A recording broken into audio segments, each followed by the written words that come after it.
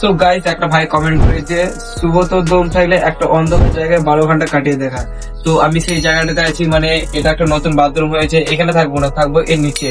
মানে নিচে একটা চেম্বার হয়েছে, চেম্বারে অন্ধকারে আমি 12 ঘন্টা কাটাবো। তো বেশ, তো গাইস আমি এখন এর ভিতরে চলে যাবো, 12 ঘন্টা কাটাবার চেষ্টা করবো।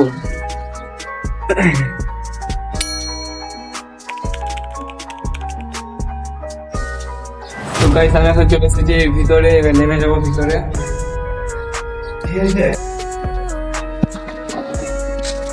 সো গাইস আমি এখন নেমে গিয়েছি, আর কি অন্ধকার এখানে, আমি 12 ঘন্টা কাটাবো। সো গাইস এই জায়গাটাতে জল আছে এবং এখানে আমার বসা হবে না, তো আমি ইনফরমেট করে সাজিয়ে দিয়েছি। এই যে, তো এইগুলো সাজিয়ে দিয়েছি।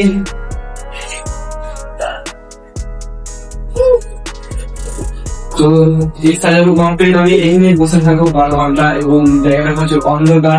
তো এখানে আমি বসে যাই। তো এবার শুরু হলো আমার আসল জার্নি। জানি না আমি কতক্ষণ থাকতে পারবো, কিন্তু আমার মনে হচ্ছে আমি পারবো না 12 ঘন্টা থাকতে, কারণ এখানে প্রচুর বড় এবং অন্ধকার। আমার এমনিতে অন্ধকার ভয় লাগে।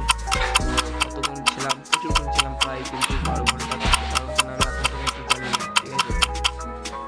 সো গাইস এই জায়গাটাতে যা গরম লাগছে, আপনার আমার ঘাম দেখুন, প্রচুর গরম লাগছে। তারপরে এই জায়গাটাতে তো গরমে থাকতে হবে, তো আমি থাকবো।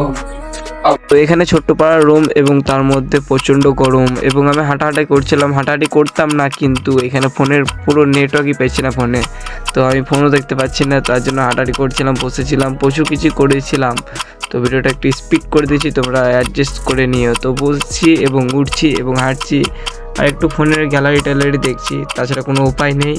আর আমার মুখ চোখ দেখে বুঝতে পারছে প্রচণ্ড গরম এখানে, আর এমনিতে গরমের দিন, এখন প্রচণ্ড গরম পড়েছে বাইরেও। তারপরে যেটা আমার সঙ্গে হয় তোমরা নিজের চোখেই দেখো গাইস।